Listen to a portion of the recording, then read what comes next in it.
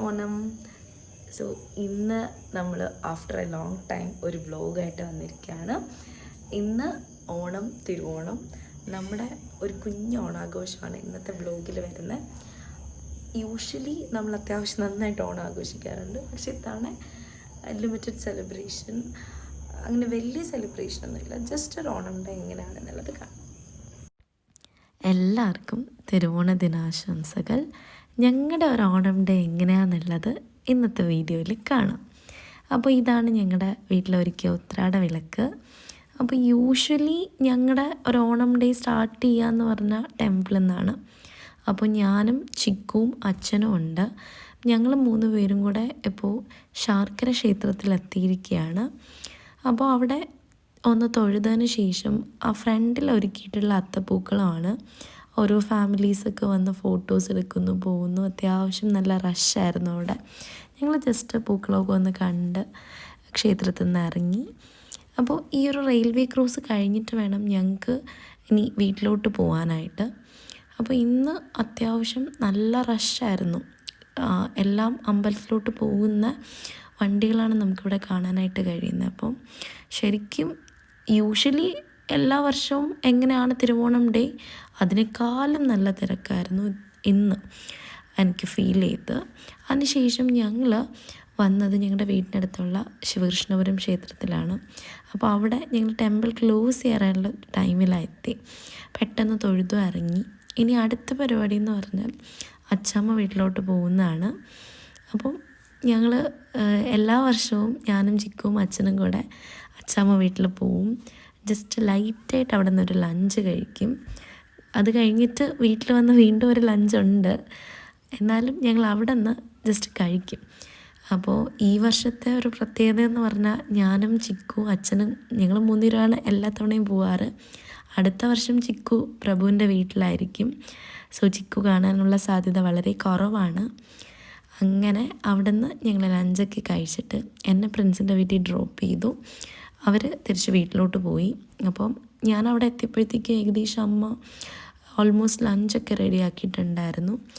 അങ്ങനെ ഞങ്ങൾ ലഞ്ചൊക്കെ കഴിച്ചു. വേറെ ആരുമില്ല, ഞാനും അമ്മയും അച്ഛനും, ഞങ്ങൾ 3 പേരും മാത്രമേ ഉള്ളൂ. അങ്ങനെ ലഞ്ചൊക്കെ കഴിച്ചു. പിന്നെ യൂഷ്വലി ലഞ്ചൊക്കെ കഴിച്ചതിന് ശേഷം പായസമൊക്കെ കുടിച്ചതിന് ശേഷം നല്ലൊരു ഉറങ്ങുക എന്നുള്ളതാണ്. അപ്പോൾ ഇന്ന് ഉറങ്ങാൻ പറ്റില്ല, കാരണം ഉച്ചയ്ക്ക് ശേഷം വേറൊരു പ്രോഗ്രാം ഉണ്ട്. സോ അതുകൊണ്ട് പായസമൊക്കെ വളരെ കുറച്ച് എമൗണ്ടിൽ കുടിച്ചിട്ടാണ് ഇന്ന് ഇറങ്ങിയിരിക്കുന്നത്. സോ ഇന്നത്തെ നമ്മുടെ ഉച്ചയ്ക്ക് ശേഷമുള്ള പരിപാടി എന്ന് പറഞ്ഞാൽ ഒരു സ്പെഷ്യൽ പരിപാടിയാണ്. വേറൊന്നുമല്ല, ഞാനും ചിക്കുവും അച്ഛനും അമ്മയും കൂടെ പ്രഭുവിൻ്റെ വീട്ടിൽ കല്യാണം വിളിക്കാനായിട്ട് പോകുന്നൊരു ചടങ്ങുണ്ട്. അപ്പോൾ അതിന് വേണ്ടിയിട്ട് പോവുകയാണ്. വേറെ ആരും ഇല്ല, ലൈക്ക് വിജയമ്മയൊക്കെ ഉണ്ടാവേണ്ടതായിരുന്നു, പക്ഷേ അവർക്ക് വേറൊരു പ്രോഗ്രാം വന്നതുകൊണ്ട് അതിനോട്ട് പോയി. അങ്ങനെ ഞങ്ങൾ അവിടെ എത്തി. അപ്പോൾ ഇവിടെ ഇനി ചിക്കുവിന് വീട്ടിനകത്തോട്ട് എൻട്രി ഇല്ല. അപ്പം അതിന് ഇനി ഒരു 2 months കൂടെ ഉണ്ട്. ചിക്കു കാറിനകത്തിരിക്കുകയാണ്. ഞങ്ങൾ പോയി കല്യാണം വിളിക്കുകയാണ്.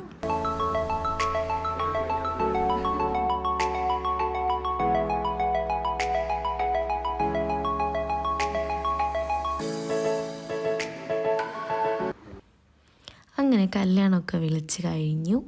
ഇത് ചിക്കു ഇടയ്ക്കിടയ്ക്ക് കാറിനകത്തിരുന്ന് ബോറടിക്കുമ്പോൾ ഞങ്ങൾ ഇടയ്ക്കിടയ്ക്ക് പുറത്തോട്ടൊന്ന് കൂട്ടിയിട്ട് പോവും. കുറച്ച് കഴിഞ്ഞപ്പോഴത്തേക്കും പൂർണ്ണിമയൊക്കെ വന്നിട്ടുണ്ടായിരുന്നു. താരു ഉണ്ടായിരുന്നു. താരു ഇന്ന് മൂടൊന്നും ശരിയല്ലാതെ അവിടെ ഇരിക്കുകയാണ്. പുറത്ത് ചിക്കു ഉണ്ട്. അങ്ങനെ ചിക്കു ഫസ്റ്റ് ടൈം പ്രഭുവിൻ്റെ വീട്ടിൽ നിന്ന് ഫുഡ് കഴിക്കുക.